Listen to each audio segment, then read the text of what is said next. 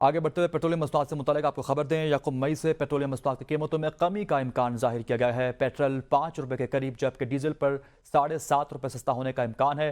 وزارت خزانہ آج وزیراعظم سے مشاورت کے بعد نوٹیفیکیشن جاری کریں گے۔ اس حوالے سے مزید تفصیلات پہ جانتے ہیں اپنے نمائندے شاہد اجمل سے۔ شاہد، آگاہ کیجیے گا، پیٹرولیم مصنوعات کی قیمتوں میں کمی کا امکان قوی ہے؟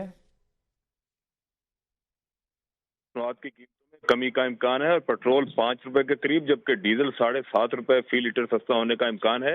وزارت خزانہ آج وزیر اعظم سے مشاورت کے بعد نوٹیفیکیشن جاری کرے گی اور آئندہ 15 روز کے لیے پیٹرول 4 روپے 88 پیسے فی لیٹر سستا ہونے کا امکان ہے جبکہ ڈیزل کی قیمت میں 7.5 روپے تک کمی کا امکان ہے اور مٹی کا تیل 8 روپے 5 پیسے جبکہ لائٹ ڈیزل آئل کی قیمت میں 5 روپے فی لیٹر کمی کا امکان ہے۔